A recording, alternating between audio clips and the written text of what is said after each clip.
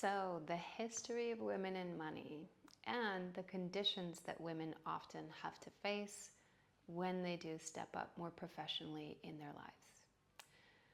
So, this is a pretty big topic that I want to touch on loosely because personally I feel that it's really important to recognize where we've been, but it's also equally important not to overly focus there.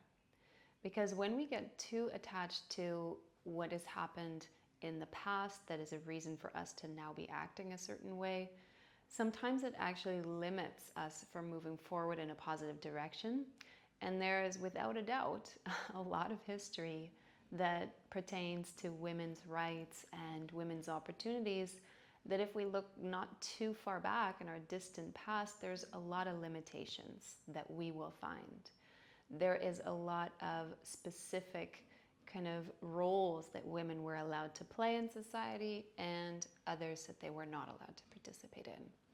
And because of this, I think that it's perpetuated not only the actions that women have taken to allow us to have more opportunity and participation in society, but it's also kind of lit this fire in many women to create a certain amount of safety and financial well-being that on one hand is really positive, but I also see a limitation if we allow that fire to continue to burn.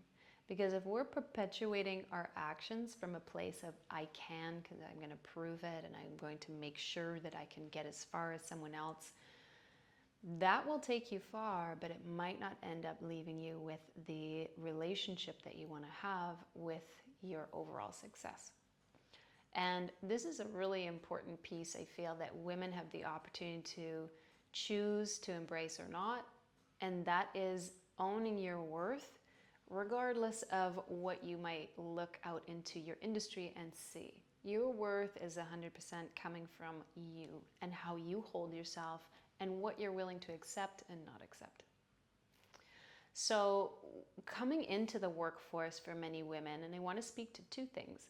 One of the things that we've been taught as women is that, our hard work and how easy we are to work with are often very high on the list of women who become professionally successful or they're simply driven. Now this can take you, because it does apply to my own life when I reflect back, this can take you quite far. But there's a few things that I think women really recognize as they get older that might change that trajectory. And one is that women don't work like men. Women are cyclical beings. Women have personal lives that can come up and affect how we show up in our work life. We also don't want to be constantly giving so much of our time and our energy to our work life, especially if we don't find it particularly satisfying.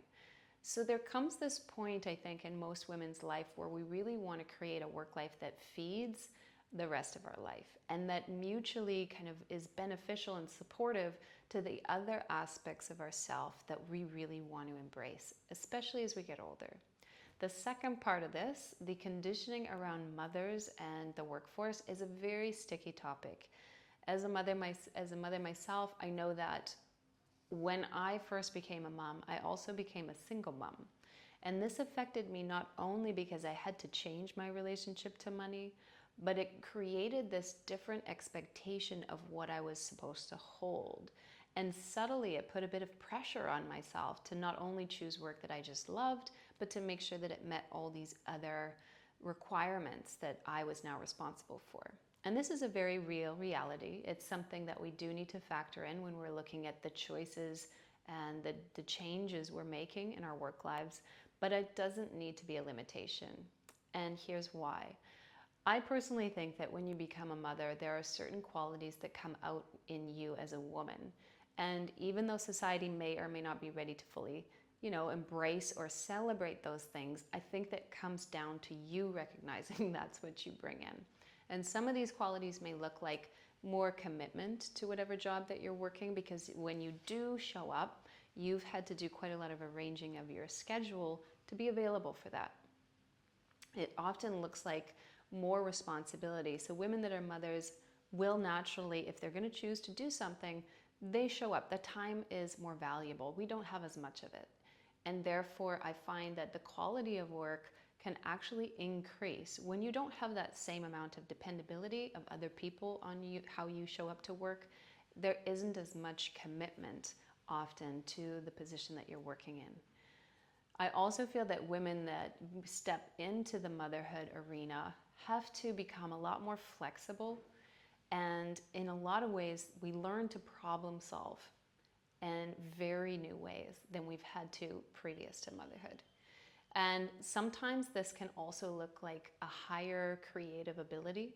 I know for myself, after having my daughter, I was very much kind of inspired to do more with my time. I had this different sense of purpose. I was now responsible for a little person.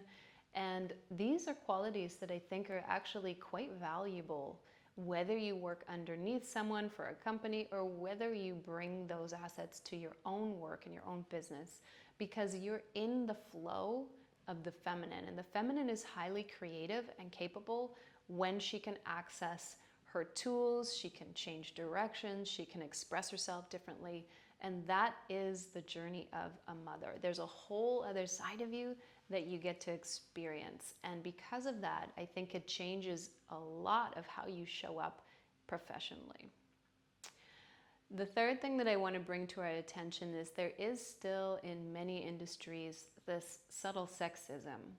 And instead of over-focusing on the limitations or the dollar amount, I encourage women to really focus on what is it that you value in yourself and to own that. And there is a lot of self-worth issues that usually come up when I start to work more closely with women, especially when we're doing work around what they offer and how they want to talk about what they offer. And this is kind of my zone of real kind of curiosity, because every single person has something to offer. And it doesn't mean that yours needs to be held up against or compared to somebody else's, but when it's time to put a dollar value to that offer, there's often these parts of us as women that haven't been taught to ask for what we need, own what we deserve, and really embrace the idea that we should thrive. If we look at the history of women's roles, we are often supporters of others, right? We're supporters of a husband, we're supporters of the household, we're supporters of our children. And these are really beautiful qualities in women. However, they don't need to be the only qualities. We also are at a point in history where the way that we value ourselves is how other people are going to work with us. It's how we're going to either accept a position or not. It's a pay scale that we're either going to be okay with, or we're going to say, I'm sorry, that doesn't work for me. And so it starts not only with recognizing that we are bridging this completely new expectation for women in the work world, but we also get to personally define what that looks like for ourselves. I'd like you to take a moment to go into the workbook, and there's 2 examples of experiences that you may have had in the work world. It doesn't matter what profession, it may have been in your past, something that happened to you that pertained to you showing up as a woman. And it can be positive or it can be negative, but I want you to write it down and really free think, and whatever comes to you first, write that down, and underneath you're going to find 2 beliefs that came out of that experience, good or bad.